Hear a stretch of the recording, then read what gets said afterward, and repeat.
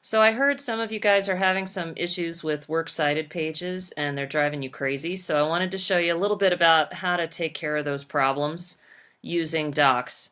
So here I have my two entries from my databases that I've just copy and pasted off the bottom of the article. And so first thing I'm going to do is I'm going to go in here and I'm going to make sure that I've got everything double spaced. And put it back the way it was. There we go. Okay. So if I'm going to double space it, I'm going up to this tool here. I'm going to hit double. Great. But now I've got the problem of the hanging indent as well. I need to take care of that. First, I'm going to go ahead, though, and just type works cited, which is the title you'll want to put in as well. I'm going to go up and I'm going to center it right there. And then you don't want to have any spaces, any extra spaces between entries, so I'm going to go ahead and blend them together like this. Now, also, you'll notice that my margins are off. I'm on 0.5 all around, so I need to go and change that. So I go down to Page Setup, and right here, I'm just going to change it to 1 inch all around, which is the correct way to do MLA. And then, great, and then also this font is not correct, so I'm going to go up and change this to Times New Roman. Times New Roman 12 is what it's supposed to be. Wonderful. All right, so I'm not sure if I have to do each one individually or not, but let's go ahead and try it. So if I want hanging indent with this, instead of messing around with the tabs up here, which is really frustrating and annoying, I'm going to go up here to Format, and then I'll go to Align and Indent, and then I'll go to Indentation Options. And down here where it says Special, you go to Hanging. And 0.5 I think will work fine. Boom, done. Okay? So then I'm going to do the same one with this entry. Again, I'll go up to Format. I will go up to Align and Indent, Indentation Options, and boom, hanging. Done. Okay, now something else I need to make sure to do is to put these in alphabetical order. So I'm going to go ahead and do that now. There. Okay, so they're in alphabetical order according to the first word of the entry, regardless of whether it's a title or author or whatever. Now, something else I want to show you guys real quick is EasyBib. It will make your life simple. You should use it. I used it for all 5 of my resources that I'm using for my project on Rocky Flats. Here I've got my book also that I'm going to use. Books are exceptionally short entries, which is lovely. Here I've got my database thing that I went ahead and formatted using the options that they give you. This is my entry that is from a newspaper. So I'm going to copy that. Okay, go away. And then I'm going to go over here and paste it. Now the only thing that's wrong here is that the font is off and the size is off too, which is weird. So I'll just change those to make them fit. Yeah, it looks a little awkward here with the spacing. Whatever. It's, you know, not anything to cry about. It's no big deal. Okay, so we're in the correct formatting. You can easily see that, whoops, it is not in alphabetical order any longer. So again, I'll take that, get rid of it, and then put it up here.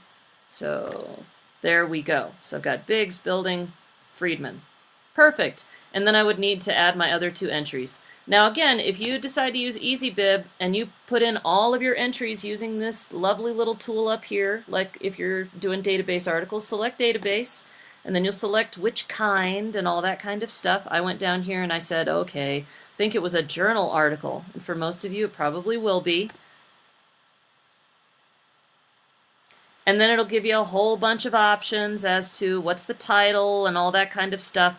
And then you can kind of just copy and paste in the bits of information that you have from your resource that you were using. But I'm not going to go through that whole process right now because I want to show you the really easy thing about EasyBib. If you go to Export and then you go to Save to Google Docs after you've formatted all of your entries, of course, if you don't have a subscription to easybib.com, then you can't save anything. So you got to do all 5 in one sitting because they won't preserve them later on, which is annoying. So save to Google Docs. And then you choose which account. And then it'll say, yay, it was sent. And then you go over to your drive, you go to recent, and there it is, EasyBib bibliography. And so then you open that up, and boom, look, it did the whole thing for you. Isn't that nice? And they made it look a lot prettier. Well, in some cases. Maybe not that much prettier. They've still got this issue. Whatever, doesn't matter. Works Cited page is done, okay? And so then you're finished with that. And remember, you need to have a printed copy of your Works Cited page to turn in with your research paper, okay? Oh, and for in-text citations, really simple. You use these first parts here, okay? And since all of these are electronic sources except for my book, I would use NP for no page, okay? So like for this one, Biggs, if I'm using information from this article that I found online, this editorial, whatever, just let me show you down here. This is not where you would put it, okay? But this is what the in-text citation would look like for that source. If I were using the book, okay, I would have, okay, there's her last name. Wonderful. So that one would look like this. And then whatever page number, let's say I use page 38, okay? And so on. So you use just that first little part, so just the author's last name. If you're using something that is a title and it's long, like this ridiculous one, I would just use maybe the first two words so it's easy to identify. Building lots. I'm going to lose the quotation marks around it. And again, I'm going to put in NP, okay, because it's no page, because it was coming from a database. Does that make sense? Now, if there's two authors, this can get a little ugly, and honestly, I should probably look this up to be absolutely sure. Well, in fact, I will look it up. I'm not going to tell you the wrong thing. I'll look it up later, and I'll let you know if you have any questions or if you have a two-author issue, okay? But it's real easy to Google it, MLA 8. All right, bye-bye. Good luck.